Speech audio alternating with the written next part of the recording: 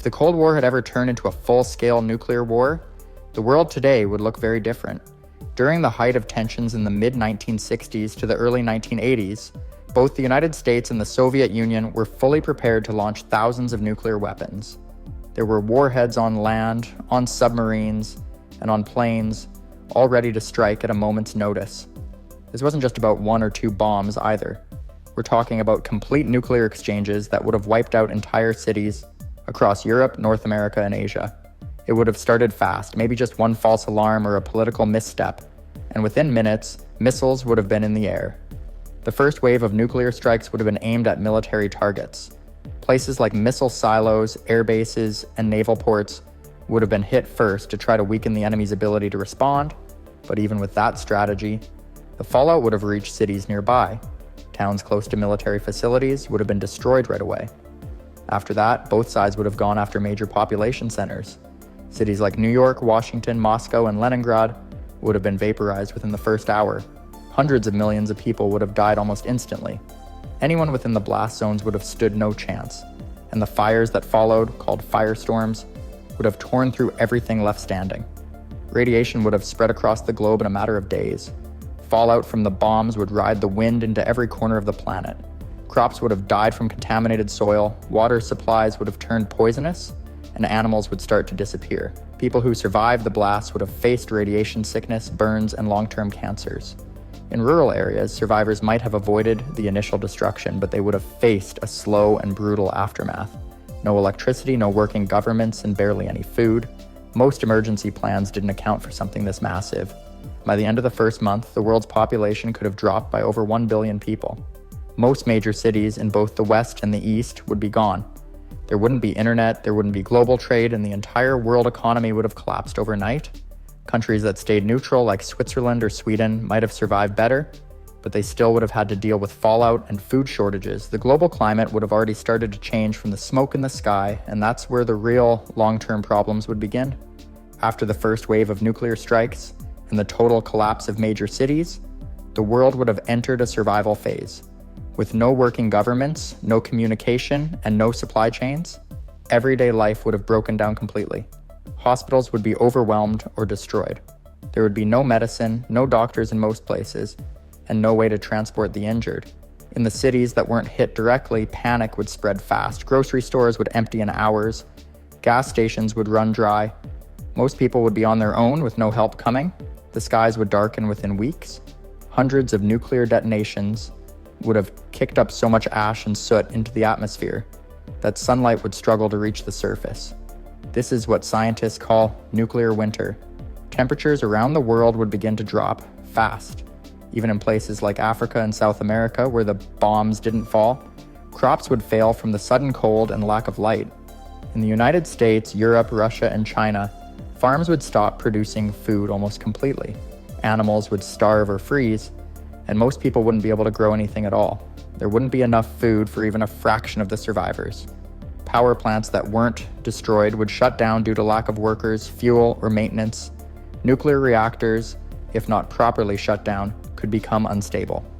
That raises the risk of meltdowns, adding even more radiation to an already poisoned world. Water systems would break down too. Without electricity, there's no way to purify water or pump it to homes. Rivers and lakes would be contaminated with radioactive fallout, and most people would end up drinking unsafe water. Diseases like cholera and dysentery would return fast, especially in crowded shelters or refugee camps. In the countries that weren't part of the war, maybe parts of South America, Southeast Asia, or small island nations, survival would depend on isolation. But even then, trade routes would be gone. Medical supplies, fuel, and imported food would stop arriving. These places would suffer from the global collapse even if no bombs fell on them.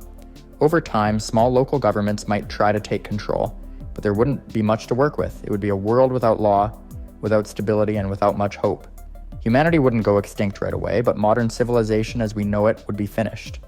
By the third phase of this alternate Cold War reality, the initial shock of nuclear strikes and the breakdown of society would have already happened. Now, what would follow is a slow, brutal adjustment to a world that could no longer support modern life.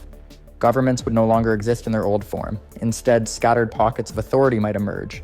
Local militias, community leaders, or even former military units trying to restore some kind of order, but they'd be operating with almost nothing. No fuel, no technology, and no way to communicate over long distances. The age of global coordination would be over. Cities that weren't hit by bombs would face their own challenges. Many would be flooded with refugees fleeing radioactive zones. These cities wouldn't be prepared to take in thousands or even millions of survivors. The infrastructure would collapse under the pressure. In colder parts of the world, people would freeze to death during the first post-war winter. In warmer regions, clean water and shelter would be the biggest concern. Diseases would spread fast without modern sanitation or medicine. Without reliable food sources, people would start eating whatever they could find: rats, insects, spoiled leftovers. In some places, cannibalism would eventually become a desperate reality. Technology would stop advancing. Most scientists and engineers would either be dead or scattered. Laboratories would be destroyed. Universities would be abandoned. Knowledge would still exist in books and computers, but there'd be no power to access digital archives and no stable education system to pass on complex skills. Within one generation, even basic things, like how to filter water or generate electricity, could be lost. The skills that mattered would change. Farming, scavenging, and building shelter would become far more important than coding or economics. People who had once worked in offices might now be digging for edible roots or trying to trap animals just to survive. Wildlife and ecosystems would suffer too. Nuclear winter would kill off many plant species, especially crops. Animals that rely on steady seasons, like birds or certain insects, would struggle to survive the sudden cold. Forests would wither without sunlight. Oceans would become more acidic from the fallout and collapse of food chains. Fish and sea mammals would die off in huge numbers. Some scientists estimate that even a small nuclear exchange could push several thousand species into extinction. In a full-scale Cold War nuclear war, the impact would be much worse. The natural world would not bounce back quickly. At the same time, parts of the planet far from the main targets, maybe places like Madagascar, New Zealand, or remote parts of South America, might become accidental safe zones. These regions could serve as the last outposts of human survival, but they'd face their own battles. Isolation, limited supplies, and the psychological toll of knowing most of the world had ended. Survivors in these places might eventually build new communities, but they'd be starting over from scratch, with the memory of the old world haunting every step forward. In the final phase of a nuclear Cold War scenario, as the dust settled and the world adapted to its new reality, the long-term consequences would be felt for generations. The global climate, still reeling from the nuclear winter, would remain unstable for years, maybe even decades. The cooling temperatures and lack of sunlight would lead to widespread crop failures. Agriculture would become much more difficult. People would have to rely on more primitive farming techniques, growing whatever crops could survive in the cold, often with minimal tools and resources. The global food system would be completely restructured, with local farming becoming the primary way to feed the few who remained. Even those who had managed to survive the initial chaos would face a bleak future. Disease would still be a major threat. With healthcare systems collapsed and no medicine or antibiotics to treat infections, people would be living in a constant state of vulnerability. The survivors would be dependent on whatever resources they could scavenge or trade for, as money would no longer have much value in a world where everyone was just trying to survive the next day. Communities would form around essential needs like food, water, and shelter, but trust would be scarce. Human nature in such dire conditions would lead to desperation. The possibility of violence over resources such as land, water, or food would be constant. The psychological toll would be another challenge. People would have witnessed the destruction of cities, the death of loved ones, and the collapse of everything they knew. In a world where history and knowledge were slipping away, people would lose much of their identity. Survival itself would be the only focus, but even that would be a struggle. Memories of the old world would remain, but they'd feel increasingly distant. Survivors might look up at the sky, once filled with the promise of space exploration and progress, and now filled with smoke and ash, and wonder if humanity could ever rebuild from what had happened. Looking beyond the immediate destruction, the future would be one of uncertainty. The survivors who managed to hold on through the chaos might rebuild a new society, but they would do so with the lessons of the old world hanging over them. The world might be smaller now, with much of the population gone and infrastructure destroyed. It could take centuries before humanity would even begin to approach the level of development it once had. The question of how to prevent something like this from happening again would be a difficult one to answer. especially when so much of the world's knowledge and history had been erased. As time passed, the memory of the Cold War's threat would fade, but the scars would remain. There would be no going back to the way things were, and humanity would be left to pick up the pieces in a world where survival was no longer guaranteed. The echoes of a nuclear disaster would serve as a constant reminder that, in the end, the weapons we created to ensure our security could also be the very thing that destroyed us. The future of the world would depend on how humanity chose to rebuild and whether we could learn from the mistakes of the past. Nuclear war is a terrifying topic that often gets swept under the rug, but it's one we can't ignore. The idea of an all-out nuclear conflict is something that, for most, seems like a distant nightmare. However, the devastating effects of such a war are not just limited to immediate explosions and deaths. In fact, there's a much bigger picture to consider, one that could have dramatically changed the entire world. This scenario isn't just about cities being reduced to rubble, it's about what happens after. What if a nuclear war could actually freeze the planet? Could this happen, and what would that mean for the future of humanity? To understand this, we need to first think about the immediate effects of a nuclear war. A single nuclear bomb is more than enough to cause immense destruction. The blast wave and the thermal radiation would incinerate everything in its path, leaving nothing behind but a charred wasteland. If multiple bombs were to explode, the scale of devastation would be beyond anything we could imagine. Cities would be leveled, entire populations wiped out, and infrastructures obliterated. The world would be thrown into chaos, with survivors trying to make sense of the destruction. But the story doesn't end there. The real threat to life on Earth could come from the environmental fallout. As the bombs explode, they would release a huge amount of radioactive particles into the atmosphere, along with ash, soot, and other pollutants. The sky would be covered in a thick, choking cloud, blocking out the sun. This would cause temperatures to drop rapidly, and what's known as a nuclear winter would begin.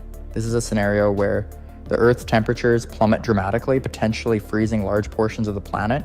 How could this happen? Well, it's a simple matter of the sun being blocked by the debris in the air. The thick cloud of ash and soot from the nuclear explosions would prevent sunlight from reaching the Earth's surface. Without the sun's warmth, temperatures could drop by as much as several degrees in just a few days. And while that may not sound like much, this drop in temperature could have disastrous effects. Plant life would die off due to the lack of sunlight, and crops would fail, leading to widespread famine. The ecosystems that rely on these plants would be severely disrupted, and the ripple effect would continue through every level of the food chain.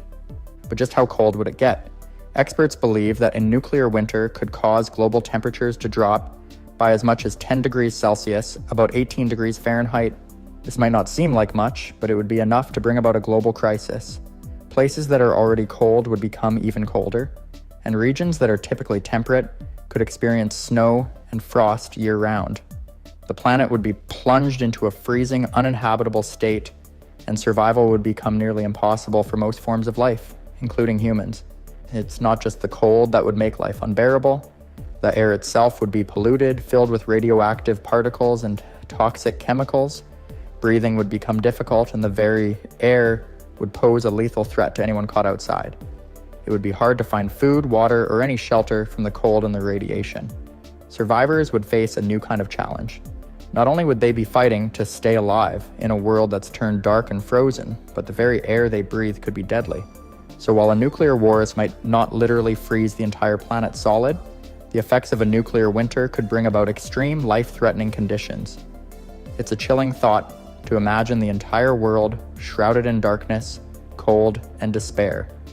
In the next part, we'll dive deeper into the long-term environmental effects of nuclear war and explore what would happen to the planet's ecosystems and human survival in a world where nothing seems to grow and everything is covered in radioactive dust. As the nuclear war rages on, the world would be left reeling from the immediate devastation, but the true horror would be found in the long-term effects on the planet's ecosystems. With the sun blocked by a thick layer of smoke, ash, and soot, it wouldn't just be a temporary chill that people would be dealing with. The entire planet's environment would be irrevocably changed. The sky would be dark, casting everything in an eerie, perpetual twilight. Without sunlight, the growing season for plants would end, leading to crop failures all around the world. In a matter of weeks, agriculture would become nearly impossible. The temperature drops and lack of sunlight would decimate crops in fields, while plants in forests and jungles would wither and die. Even the hardiest species, adapted to extreme conditions, would struggle to survive. The ecosystems that we rely on would begin to collapse, starting with the plants that feed everything else. This sudden disruption in the food chain would have devastating effects on all living creatures, from small insects to large mammals and humans. Entire species could go extinct, unable to adapt quickly enough to the harsh conditions that followed the war. As temperatures plummeted, it would become increasingly difficult for humans to grow food. People would turn to what little they could find, but the destruction of farming and the contamination of the air and water would make it nearly impossible to feed the world's population. A global food crisis would take hold, and nations would struggle to provide basic necessities. Starvation would become a major concern, as food would be scarce, and the little that remained would likely be tainted with radiation. The loss of biodiversity would leave the planet's ecosystems fragile, unable to recover quickly from the damage that had been done. But it isn't just plants and animals that would suffer. The radioactive fallout from the nuclear explosions would spread far and wide, contaminating everything it touched. Water sources would become unsafe to drink, as rivers, lakes, and even the oceans would become polluted with radioactive materials. Fish and other marine life would be killed off, further disrupting the food chain and making it difficult for any kind of life to thrive. The air would be thick with dangerous particles, and breathing in these toxic fumes would have devastating consequences for human health. Cancer rates would rise sharply, and people would suffer from radiation poisoning, making survival even harder for those who managed to survive the initial bomb blasts. The long-term effects on the environment and human health would be felt for generations. The radiation wouldn't just disappear overnight, it would linger in the environment for years, possibly even centuries, making it difficult, if not impossible, for life to return to normal. Soil would be poisoned, crops would remain unable to grow, and even the most basic survival needs would be hard to meet. Those who survived would face a world that had been irreparably changed. The future of humanity would depend on how well people could adapt to this new, harsh world, and whether they could find a way to rebuild amidst the chaos. But rebuilding wouldn't be easy. The collapse of human society would create another set of challenges. Without functioning governments, infrastructure, or economies, people would be left to fend for themselves. Lawlessness could take hold, and the world could descend into anarchy as people fought for limited resources. Communities would break down, and survival would become the main priority. Nations that were once powerful and influential would be reduced to ruins, and the global order would crumble. The world would be thrown back into a time where the survival was the only thing that mattered, and human civilization would have to start over from scratch. The psychological toll would be immense. People who survived the destruction would be left to live in a broken world, without the comforts and technologies they once took for granted. Fear, distrust, and despair would permeate every corner of society. With the constant threat of death looming and the world struggling to rebuild, it's hard to imagine what the future would look like. The environmental destruction would make it nearly impossible to return to the world as it once was. Humanity's future would be uncertain, and it would be up to the survivors to figure out how to adapt, rebuild, and survive in a world that had been turned upside down. In the face of all this, we must consider how we would deal with the ongoing environmental and societal collapse in the aftermath of nuclear war, and whether we could truly rebuild from the ashes. As the world continues to grapple with the fallout from nuclear war, it's not just the environmental damage or the collapse of society that would pose a problem. The nuclear winter, caused by the massive amounts of soot and debris launched into the atmosphere, would create a dramatic shift in the climate, with temperatures dropping globally. This nuclear winter would be a severe cooling effect, and it wouldn't just last for days or weeks. Experts suggest it could last for several years, plunging the Earth into an ice age-like scenario. The drop in temperature would be severe enough to freeze lakes, rivers, and even parts of the oceans. In places where ice sheets hadn't formed in centuries, they would become a new reality. The global cooling would make it nearly impossible to grow food in most areas, especially in regions that relied on temperate climates to sustain their agriculture.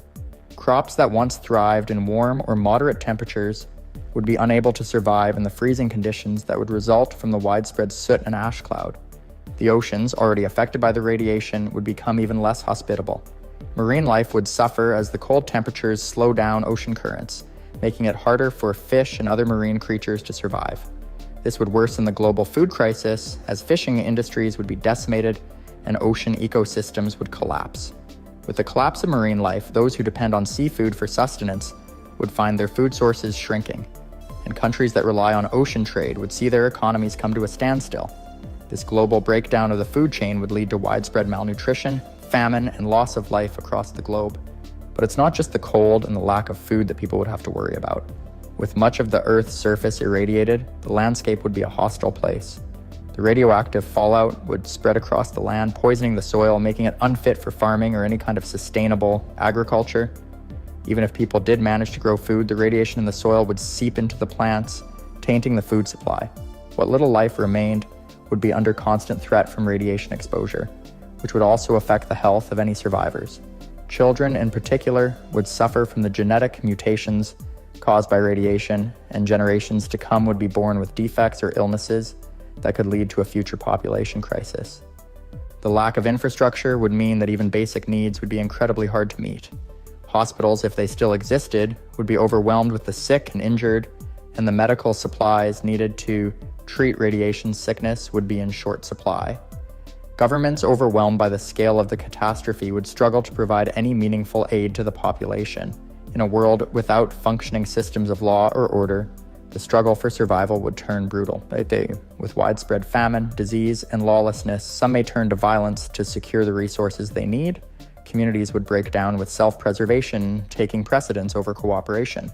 The fight for the last remaining food, water, and shelter would shape the new world, and what was once a global community would be reduced to fragmented, desperate groups. People would no longer be able to rely on the systems and technologies that once kept society running smoothly. Power plants would be inoperable, communication systems would be down, and transportation networks would grind to a halt.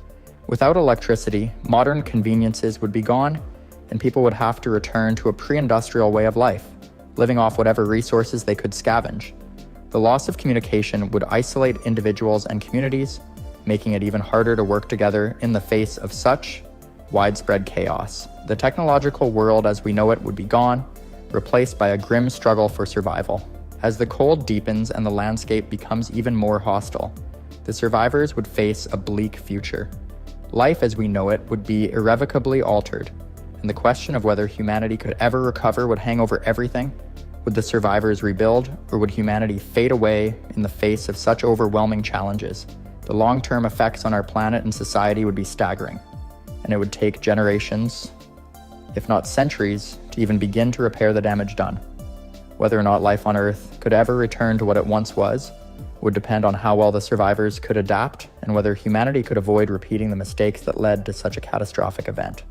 In the aftermath of a nuclear war, the damage would continue to unfold in ways that are hard to fully comprehend.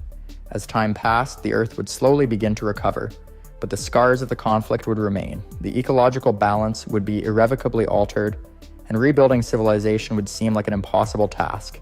The survival of humanity would be the top priority, but the very idea of rebuilding from such widespread destruction would seem almost beyond reach. One of the most crucial factors in the aftermath of nuclear war would be the survival of the environment.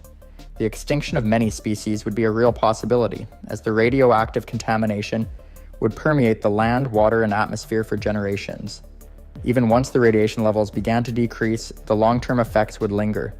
Ecosystems would take decades, if not centuries, to stabilize. The soil, poisoned by radiation, would make it difficult for plant life to grow. Even in areas where life would begin to return, it would be a long, slow process before the Earth could support a vibrant ecosystem again. Forests, once full of life, would be reduced to barren landscapes. Wildlife that managed to survive the initial onslaught would struggle in the harsh new conditions, and many would become extinct due to the lack of food or the radioactive environment. The genetic damage caused by radiation exposure would continue to affect future generations. People born into the post-nuclear world would face health issues like weakened immune systems, birth defects, and an increased susceptibility to diseases. The human race itself would be altered by the lingering radiation, with survival becoming more difficult as genetic mutations became more widespread. Some of these mutations could lead to diseases that would further devastate the already weakened population. The question of whether humanity could recover from such long-lasting effects would be a matter of survival for future generations. Could humanity adapt to its new environment, or would it slowly fade away under the pressure of these compounded struggles? The physical environment, of course, would be far from the only thing in need of repair. The collapse of global infrastructure would present another nearly insurmountable challenge. The loss of electricity, communication, and transportation would have long-lasting effects on survivors. Cities, once hubs of activity and civilization, would be reduced to rubble. The complex systems that supported life as we knew it, systems that brought food, medicine, and supplies to every corner of the earth, would be gone. Rebuilding these systems would be a monumental task. Without the technological know-how and resources, it would be nearly impossible to restore the global networks that made life so interconnected. The knowledge of how to run power plants, factories, and other vital infrastructures would be lost. The people who survived would have to rely on primitive tools, relying on hard labor and ingenuity to rebuild their homes and communities. As the years stretched on, the question of whether humanity could even begin to restore civilization would be one that weighed heavily on the survivors. Even if the nuclear winter began to lift and the earth began to warm again, humanity would face the challenge of rebuilding from the ground up. With much of the world's knowledge lost, it would be up to future generations to piece together what was left and make a new world from the ashes of the old one. The devastation caused by nuclear war would leave deep emotional scars. The trauma of seeing loved ones perish, losing everything, and living in a world of constant fear and uncertainty would shape the survivors in ways that would last for generations. The psychological impact would be as profound as the physical damage. The world would likely descend into a new kind of darkness, not just due to the lack of sunlight, but because of the deep sense of loss and the haunting realization that humanity had brought about its own destruction. It would take years, perhaps centuries, for survivors to heal, and the scars of the nuclear war would affect every aspect of life. As humanity struggled to survive, one thing would become clear. The effects of a nuclear war would be far-reaching, and the consequences would echo throughout history. The hope for recovery would be dependent on the ability of humanity to come together to rebuild in the face of unimaginable hardship. The fight for survival would be a testament to the resilience of the human spirit, but it would also be a stark reminder of the dangers that lie ahead if we fail to act responsibly in our pursuit of power.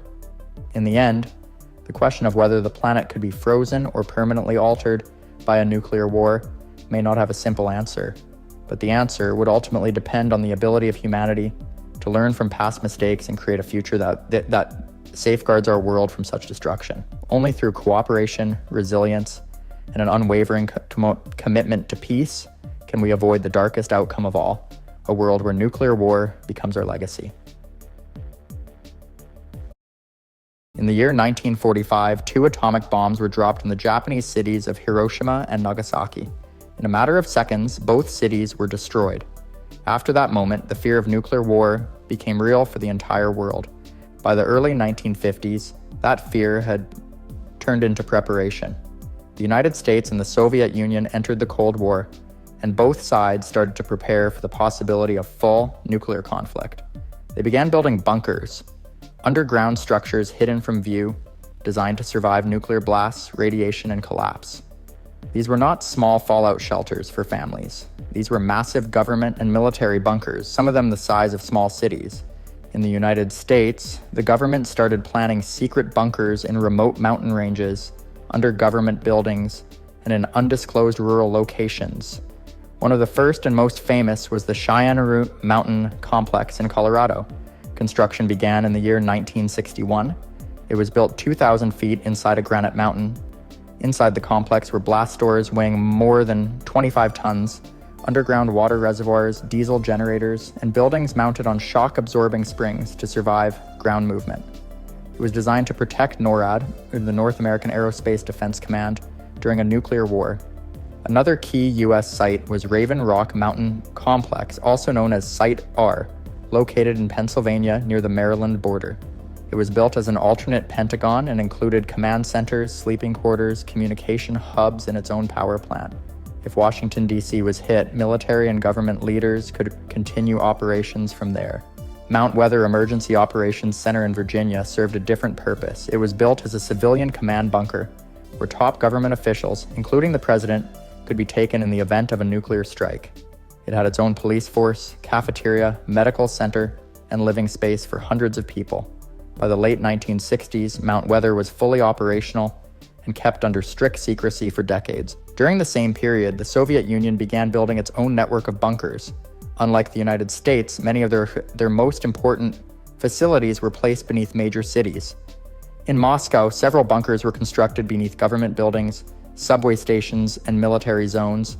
One of the most secretive Soviet sites was the Kosvinsky Kamen facility in the Ural Mountains. It was buried deep underground and protected by thick layers of rock and reinforced concrete. It was designed to serve as the main nuclear command center if other locations were destroyed. These Cold War bunkers were not just about surviving an attack. They were about keeping governments running after everything else had collapsed. They were hidden from the public, kept off maps, and protected by layers of armed security and secrecy. By the end of the 1970s, both the United States and the Soviet Union had created a hidden world underground, one that most people would never see or know existed. In the next part, we'll look at how other countries like the United Kingdom, Switzerland, China, and others began building their own hidden bunkers, each with its own strategy and design based on how they thought nuclear war would unfold. After the United States and the Soviet Union built their first generation of nuclear bunkers, other countries began creating their own hidden facilities. Some were small and local, others were vast, heavily fortified, and meant to shelter national leaders and military commanders in the event of a nuclear attack. In the United Kingdom, nuclear bunker construction began during the early years of the Cold War. One of the largest and most important sites was the Central Government War Headquarters, located underground in Corsham, Wiltshire. Built in the late 1950s, it covered over 35 acres and could support more than 4,000 people. It included its own water supply, power station, kitchens, dormitories, hospital, and even a BBC studio for emergency broadcasts. The site was connected by miles of underground roads and was kept secret until the early 2000s. It was designed to protect the core of the British government if London or other cities were destroyed. Another key site in the United Kingdom was the Kelvedon Hatch secret nuclear bunker in Essex. Though smaller, it served as a regional government headquarters and was equipped with communications systems, generators, and living quarters.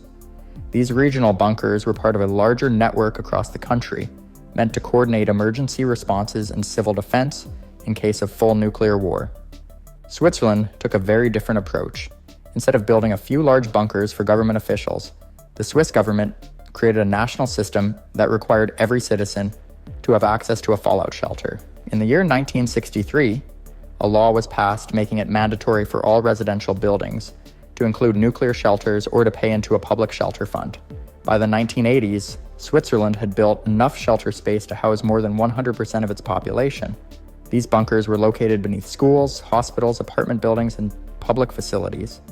Some were simple concrete rooms, while others had food stores, filtered air systems, and blast-proof doors. In China, large-scale underground military construction began in the late 1960s during rising tensions with both the United States and the Soviet Union. The most famous project was the Underground Project No. 131, located in the Hubei province. It was started in the year 1969 and remained secret for decades. It was intended to serve as a command and control bunker for Chinese leaders during a nuclear conflict. The site included hundreds of tunnels, warehouses, and protective chambers. Although the project was never fully completed, it remains one of the largest known Cold War bunkers in Asia.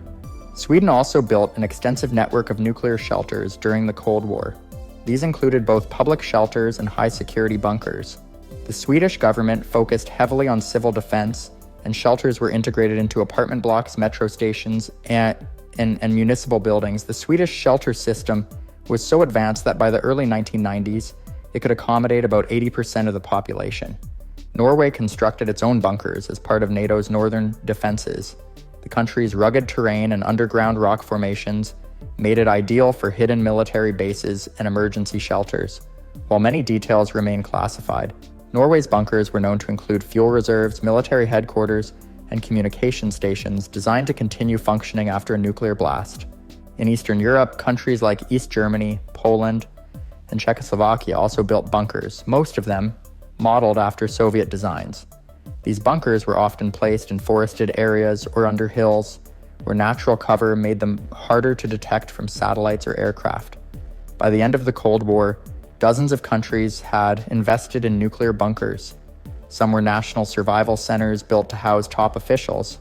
Others were community shelters built to protect civilians, but almost all of them shared the same goal: to outlast the fallout and prepare for what would come after. Next, we'll go inside the bunkers themselves, looking at how they were designed, what daily life would have been like, and what it meant to be chosen to survive while the surface world burned. The outside world may have been prepared for nuclear disaster, but life inside the bunkers told a very different story. These underground structures were not just made of concrete and steel, they were built with a specific purpose to keep people alive for days, weeks, or even months after a nuclear strike. And survival inside them was planned down to the smallest detail. Every major bunker had to be self-sufficient. That meant clean air, drinkable water, electricity, food supplies, and medical care all had to be available underground. In some bunkers, especially those designed for long-term survival, engineers built special air filtration systems that could remove radioactive particles, chemical agents, and biological toxins. These systems used layers of filters, scrubbers, and sealed vents that could operate without opening to the outside for extended periods. Water storage was another priority. In most bunkers, large underground reservoirs were filled with filtered or treated water. Some facilities, like those in the United States and the United Kingdom, included water purification rooms where contaminated water could be made safe for drinking. Backup systems such as hand pumps and pressure tanks were added in case of power failure. Food supplies varied depending on the size and purpose of the bunker. Government and military bunkers typically stocked large quantities of non-perishable rations, canned goods, dried meals, and vacuum-sealed food that could last for several years. Some Swiss shelters were even equipped with food ovens, baking stations, and ration dispensers, reflecting their plan to shelter entire communities. Electricity was produced using diesel generators. In case outside power was lost, these generators could power lights, radios, ventilation systems, and security equipment. Fuel tanks were kept sealed and hidden deep underground, and crews were trained to maintain the systems in total isolation. Daily life inside these facilities was strictly controlled. Military bunkers followed a command structure with schedules for sleeping, eating, maintenance, and communication. In the Cheyenne Mountain Complex, for example, workers slept in shifts with beds rotated between users to save space. Every task was timed and documented, and drills were practiced regularly in case of outside attack or internal emergency. Bunkers built for government use included offices, conference rooms, and secured communication lines to maintain control during and after a nuclear war. Some bunkers even had war rooms filled with maps, screens, and red telephones to keep in contact with surviving leaders or launch retaliatory strikes if needed. But not everything underground was purely functional. To keep morale from collapsing, certain bunkers included small comforts, radios played recorded music, bulletin boards posted news updates, and some even had lounges or gyms. In Mount Weather, survivors were expected to stay busy by writing reports, updating records, or supporting broadcasts that would be sent to the outside world. Psychological survival was just as important as physical safety. Experts knew that staying underground for weeks, possibly surrounded by destruction above, would create stress, paranoia, and depression. To deal with this, larger bunkers brought in psychologists, chaplains, and morale officers. However, most people selected to go underground were trained professionals, military officers, doctors, engineers, and government officials who had been prepared in advance for that exact situation. Not everyone in the bunker knew what was happening outside. In fact, secrecy was often part of the strategy. Bunkers were locked down, and many had no access to news or unfiltered outside information. This isolation was meant to protect operational focus, but also created confusion and fear. In most countries, the general public had no idea these bunkers even existed. While leaders and key personnel were assigned spaces, the rest of the population was left out of the plan. Those chosen to survive were selected by job title, security clearance, or social rank, not by lottery or public registration. In the next and final part, we'll look at what happened after the Cold War ended, how some of these bunkers were abandoned, others upgraded, and what new threats have replaced the old fear of global nuclear war. When the Cold War ended in the early 1990s, many believed the threat of nuclear war had faded. Some countries began to decommission or repurpose their nuclear bunkers. Others, however, quietly kept building and upgrading them. In the decades since, the idea of global nuclear conflict has not disappeared. It has only changed. Today, the list of nuclear-armed nations has grown. Countries like India, Pakistan, and North Korea have developed their own nuclear programs. Tensions between old rivals like the United States and Russia have never fully gone away, and new threats, such as rogue states or terrorist groups, have created new reasons to prepare for disaster. In response, bunker construction has continued, but with a different focus. Some governments have shifted from the massive military installations to smaller, more flexible survival shelters. These include underground data centers, hardened command facilities, and mobile launch bunkers. In Norway, the Svalbard Global Seed Vault, completed in the year 2008, is buried deep in a mountain and designed to survive both natural and man-made disasters. While not a military bunker, it reflects modern thinking about long-term survival, protecting essential resources for future generations. In China, satellite imagery has revealed the continued expansion of underground facilities in the Western Mountains. The most well-known is believed to be the underground Great Wall, a vast network of tunnels used to hide missiles and command systems. Though exact details remain classified, estimates suggest it may stretch for thousands of kilometers. Switzerland still maintains one of the most extensive civilian bunker systems in the world.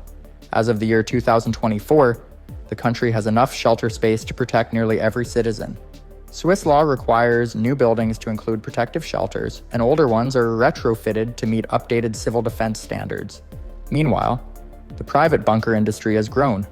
In the United States, companies like Vivos and Rising S offer luxury bunkers for the wealthy, complete with pools, gyms, theaters, and stocked food supplies.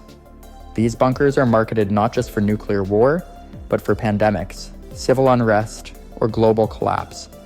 In Germany and New Zealand, similar companies are selling multi-million-dollar survival units in former military bases or deep in the countryside.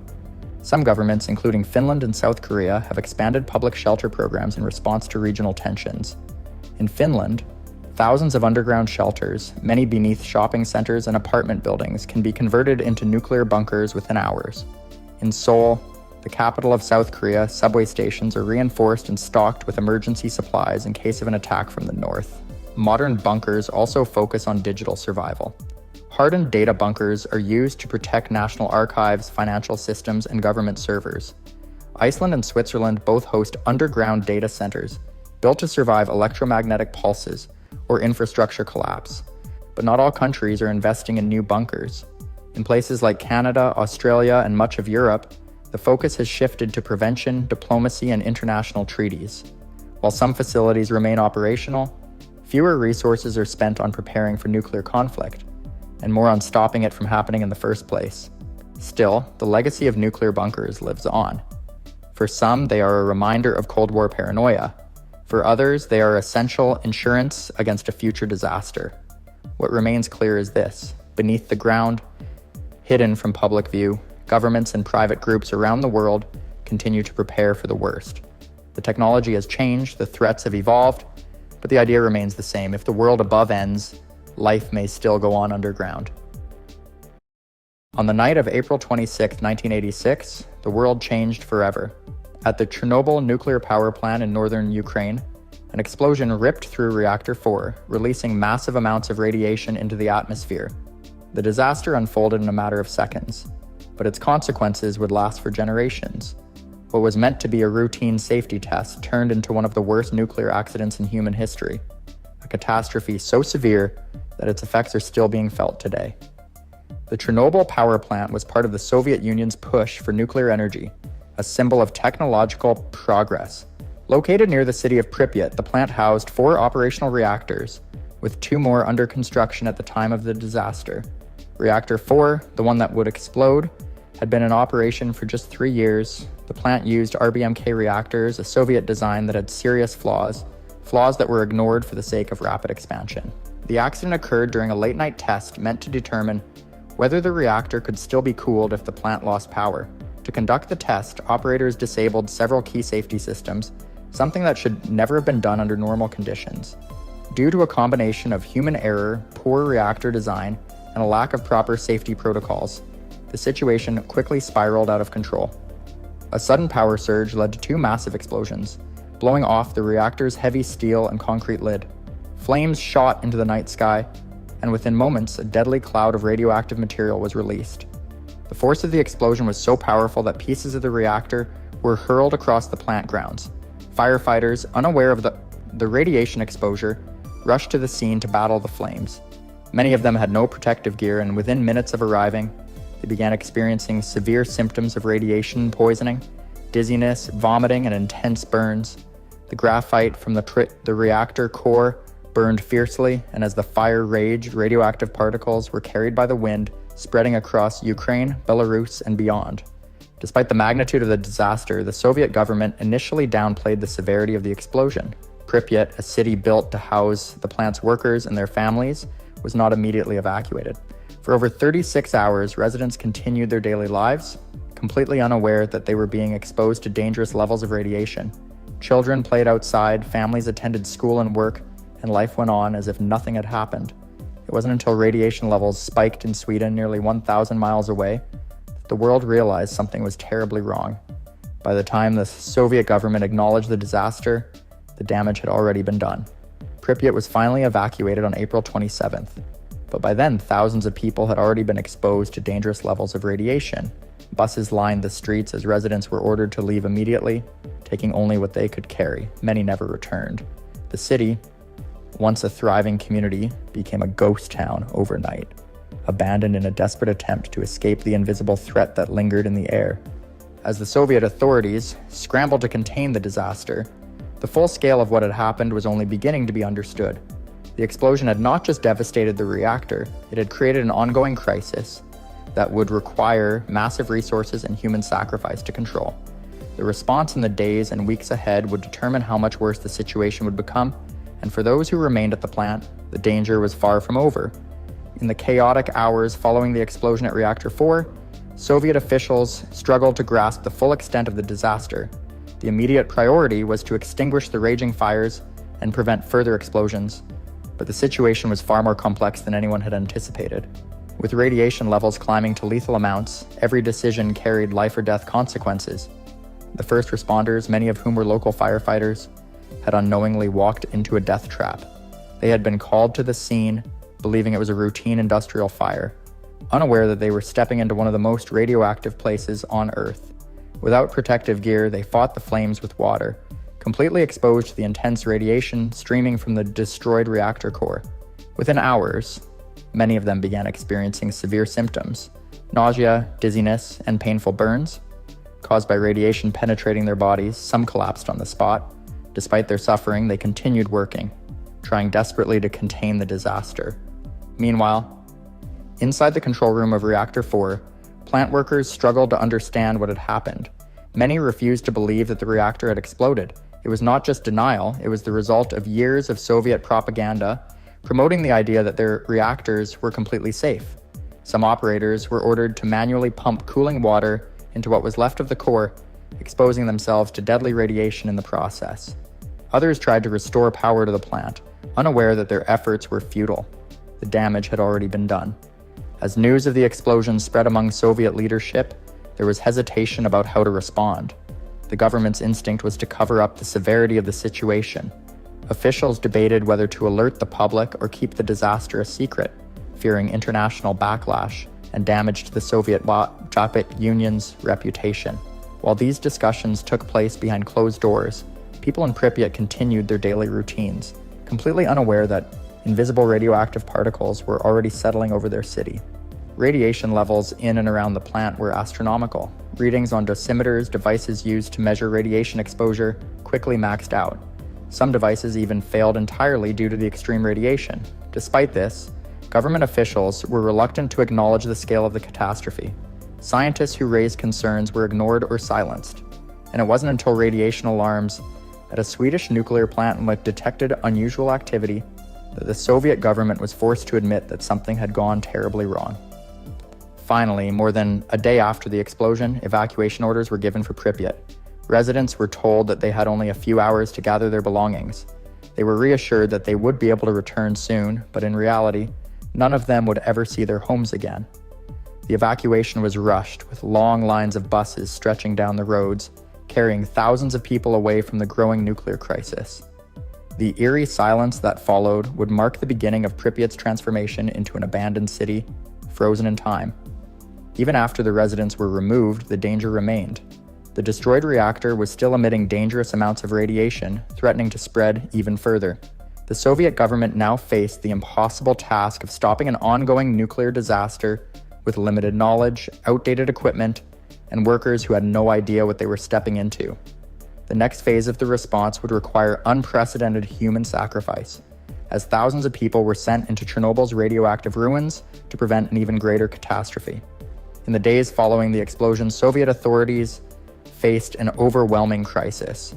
With Reactor 4 still spewing radioactive material into the air, the priority was to contain the spread before it reached catastrophic levels. However, with radiation levels so high that even machines failed, the task fell largely to human workers, thousands of whom would later be known as the liquidators.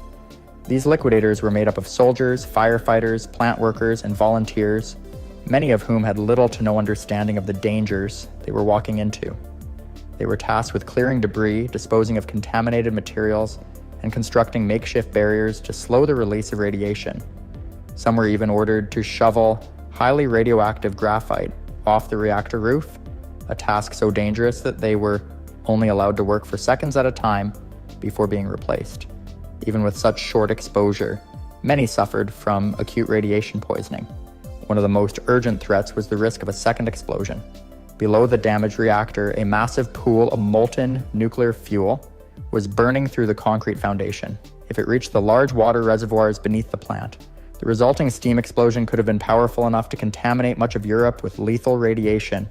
To prevent this, a group of 3 engineers and plant workers volunteered for a near-suicidal mission, diving into the flooded basement to drain the water manually.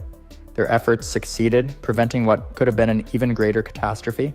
At the same time, Soviet scientists and engineers worked to construct a massive concrete structure known as the sarcophagus to encase the reactor and limit further radiation release.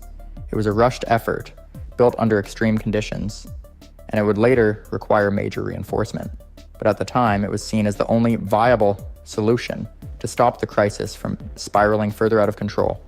As the response continued, the Soviet government finally admitted to the world that an accident had occurred. However, the full scale of the disaster was still downplayed.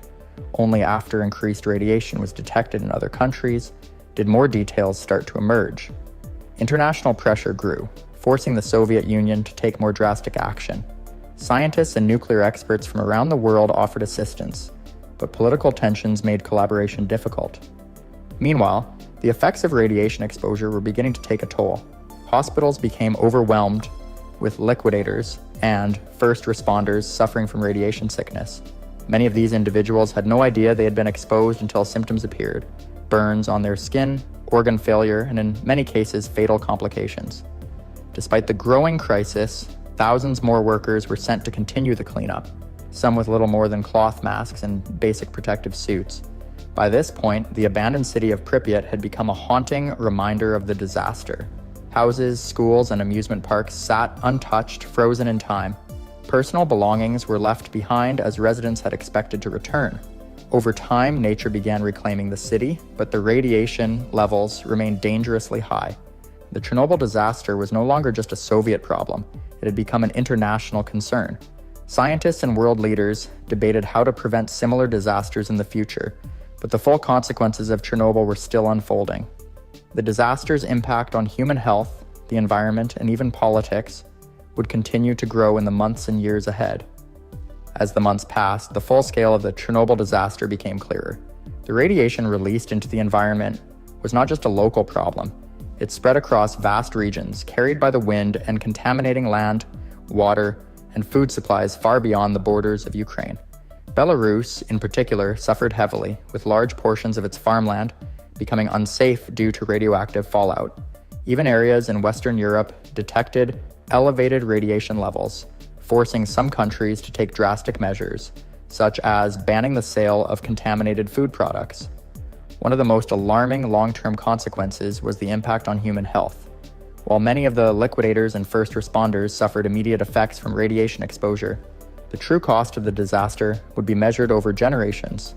Increased cases of thyroid cancer, particularly in children, became one of the most well-documented health effects. This was largely due to the release of radioactive iodine, which was absorbed by the thyroid gland through contaminated milk and other food sources.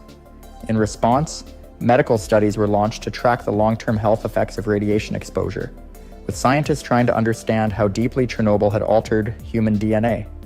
Birth defects, immune system disorders, and other illnesses were reported among populations exposed to high levels of radiation, but the full impact remains debated to this day. The Soviet government and later the Ukrainian government set up programs to provide compensation and healthcare to victims, but resources were often limited. Meanwhile, the long and complicated process of decontaminating the affected areas had begun. Entire villages were abandoned with buildings demolished and soil removed in an attempt to reduce radiation levels. In some cases, entire forests were bulldozed and buried because the trees had absorbed dangerous amounts of radiation. The exclusion zone, covering thousands of square miles around the plant, became a permanent no-go area with only a few elderly residents choosing to return despite the risks. Wildlife in the exclusion zone also faced major consequences. Many animals showed signs of genetic mutations, while others, including birds and large mammals, struggled to survive in the altered environment. Over time, however, something unexpected happened. Nature began to reclaim the abandoned land. With no human interference, populations of wolves, bears, and other wildlife started to thrive, creating a strange paradox. An area once deemed too dangerous for humans became a haven for animals. Despite these changes, the damaged reactor remained a major concern.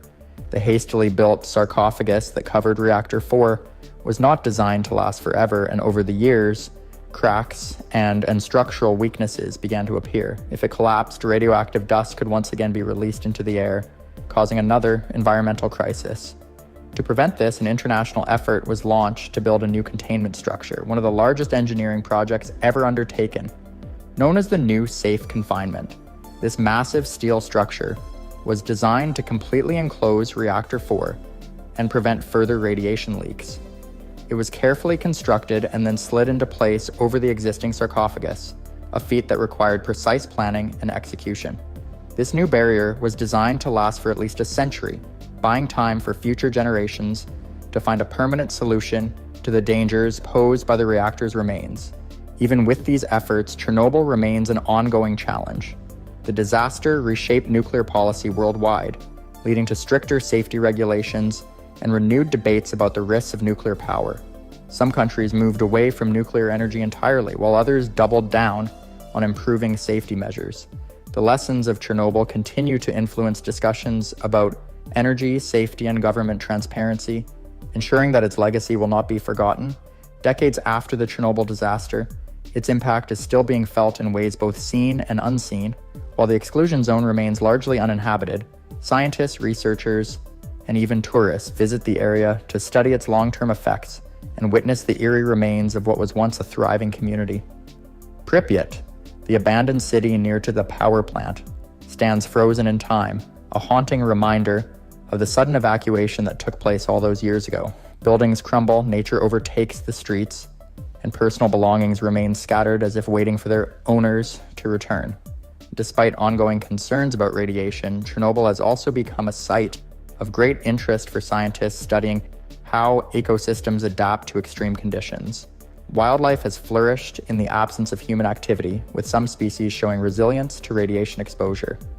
While mutations and shortened lifespans have been observed in certain animals, others appear to be thriving, raising new questions about nature's ability to recover from nuclear disasters. At the same time, there is still no clear solution for dealing with the long-term storage of nuclear waste from the disaster. While the new safe confinement structure provides a temporary solution for Reactor 4, the question remains what will happen when it, too, reaches the end of its lifespan. The effort to decommission the plant and safely manage its radioactive materials will continue for generations, requiring constant attention and funding. The people most affected by Chernobyl, those who were evacuated, the liquidators who risked their lives, and the families who lost loved ones, continue to fight for recognition and support. Some survivors still struggle with health problems linked to radiation exposure, while others have spent years advocating for justice and better assistance. The disaster exposed the dangers of government secrecy and the consequences of ignoring safety concerns, lessons that many believe should never be forgotten. Chernobyl also serves as a warning for the future of nuclear energy. While advances in technology have made modern reactors safer, the disaster remains a symbol of what can go wrong when human error, flawed designs, and poor decision-making collide. The event changed the way the world viewed nuclear power, leading some nations to phase it out, while others work to improve safety standards. the debate over nuclear energy's risks and benefits continues, shaped in part by the haunting legacy of Chernobyl. Though decades have passed, the Chernobyl disaster remains a powerful reminder of how one moment in history can alter the course of the future. The lessons learned from this tragedy have influenced global policies, scientific research, and public awareness about the dangers of radiation and the need for transparency in times of crisis. While efforts to contain and manage the site continue, the story of Chernobyl will always stand as a cautionary tale, one that must never be ignored or forgotten. The idea of nuclear winter is a chilling thought. The possibility of a prolonged period of global cooling and darkness caused by the aftermath of a nuclear war. It's not just about the explosions themselves, but the catastrophic changes they could bring to our planet. A nuclear war could result in massive fires and the release of huge amounts of soot and smoke into the atmosphere. This would block out the sun, drastically lowering temperatures around the world and creating a new harsh environment that would be nearly impossible for humans to survive in. This phenomenon, known as nuclear winter, is one of the most unsettling consequences of the destructive power of nuclear weapons. The fear of nuclear war is not new. During the Cold War, in the second half of the 20th century, the world was on edge as tensions between the United States and the Soviet Union escalated. The threat of nuclear annihilation loomed large. Although the Cold War ended peacefully, the potential for nuclear conflict remains, and with it, the threat of nuclear winter. If such a disaster were to occur today, the consequences could be far-reaching, not just for the countries directly involved, but for the entire planet. Nuclear winter could potentially bring about a global collapse that humanity might never recover from. The science behind nuclear winter is rooted in the devastating effects of nuclear explosions on the atmosphere. When nuclear bombs detonate, they generate intense heat and enormous firestorms. These fires send vast amounts of soot, smoke, and ash high into the atmosphere, where they can linger for months or even years. As these particles block sunlight from reaching the Earth's surface, they significantly reduce temperatures across the globe. This dramatic cooling could cause average temperatures to drop by several degrees Celsius, with some estimates suggesting a reduction of as much as 10 to 20 degrees Celsius in certain regions. The scale of this destruction would be immense. Cities and towns targeted by nuclear weapons would be destroyed in an instant, and the fires triggered by these explosions would create thick plumes of smoke that would spread over vast areas. These clouds would rise into the upper atmosphere, where they would remain suspended, blocking sunlight from reaching the Earth's surface. This phenomenon, known as global dimming, could plunge the planet into an unnatural winter, disrupting agriculture, ecosystems, and the basic conditions necessary for life. The combined effects of extreme cooling, reduced sunlight, and environmental destruction could potentially lead to a breakdown of civilization as we know it. The aftermath of a nuclear winter would bring profound and widespread devastation, particularly when it comes to agriculture.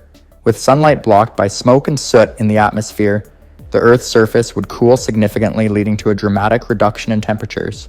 These conditions would make it incredibly difficult, if not impossible, to grow crops in many regions of the world. The resulting crop failures could trigger widespread famine, threatening the survival of billions. Major agricultural areas, such as those in the United States, China, and India, would suffer the most, as their temperate climates would no longer support the growing conditions required to feed their populations.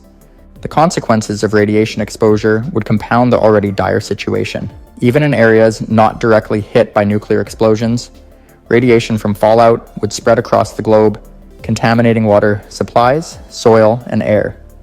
This would lead to long-term health problems, including increased rates of cancer, genetic mutations, and other radiation-induced illnesses. The collapse of healthcare systems and the breakdown of infrastructure would make it nearly impossible to effectively treat these health crises, exacerbating the suffering. Furthermore, ecosystems across the planet would suffer irreparable damage. Many species of wildlife would not be able to survive in the cold, dark, and polluted conditions brought on by nuclear winter. Ecosystems would collapse, leading to the loss of biodiversity and the disruption of essential ecological functions. The effects would cascade through the food chain, affecting everything from microscopic organisms to large mammals, and leaving entire ecosystems in a state of ruin. The planet's natural balance, which humans rely on for resources and survival, would be thrown into chaos, creating a perfect storm of environmental, agricultural, and human collapse. The threat of nuclear winter underscores the urgent need for global action, and one of the most crucial steps in preventing this disaster is nuclear disarmament. In the aftermath of decades of Cold War tensions, world leaders began to recognize the dangers posed by the vast nuclear arsenals held by various nations. Though there have been significant strides toward reducing nuclear stockpiles, much work remains to ensure that these weapons are never used. International cooperation is essential in this process, and ongoing diplomatic efforts must continue to address and reduce nuclear threats worldwide. Beyond disarmament, there is a critical role for diplomacy and conflict prevention. Preventing nuclear war means not only reducing arsenals, but also fostering diplomatic relationships between nations to avoid the conditions that could lead to a global conflict. Maintaining peace in a world that still possesses nuclear weapons is one of the greatest challenges of our time. Through diplomacy, dialogue, and multilateral agreements, nations can work together to prevent escalation and ensure that future generations do not have to face the nightmare of nuclear winter. It is also crucial to strengthen international institutions dedicated to peace and security, such as the United Nations, to promote stability and prevent war. Equally important is the role of public awareness and education in reducing the risk of nuclear disaster. As the effects of nuclear weapons and the potential for a nuclear winter become more widely known, public pressure can push governments toward policies that prioritize peace and disarmament. Awareness campaigns, educational initiatives, and media coverage can help inform people about the dire consequences of nuclear war, making it more likely that citizens will demand action from their leaders. By staying informed and active, we can ensure that the world takes the necessary steps to prevent the unimaginable consequences of nuclear conflict. The urgency of the nuclear winter threat cannot be overstated. As we've seen, even the possibility of such a global catastrophe remains a present danger. While the Cold War may be over, the risk of nuclear conflict has not disappeared. With tensions between major nuclear powers continuing to simmer, the possibility of a nuclear war and the subsequent onset of nuclear winter remains very real. The effects of even a limited nuclear conflict would ripple across the planet, potentially leading to decades of environmental, economic, and societal collapse. The time to act is now, before the worst-case scenario becomes a reality. It is our collective responsibility to take proactive measures to avoid the unimaginable consequences of nuclear war. Governments, international organizations, and civil society must work together to ensure that nuclear weapons never again threaten humanity's survival. This involves continued advocacy for arms control agreements, diplomatic engagement, and robust conflict prevention strategies. More than that, it requires a commitment to global peace and security that transcends political differences and prioritizes the well-being of future generations. In this critical moment, we must recognize that the fate of our planet rests on the decisions we make today. We are at a crossroads, and the actions we take now will determine whether humanity can continue to thrive or whether we will face the long-lasting repercussions of nuclear winter. The responsibility to advocate for peace, support nuclear disarmament, and ensure a safer future lies in our hands. We cannot afford to remain passive. The time to stand up for a world free of nuclear threats is now.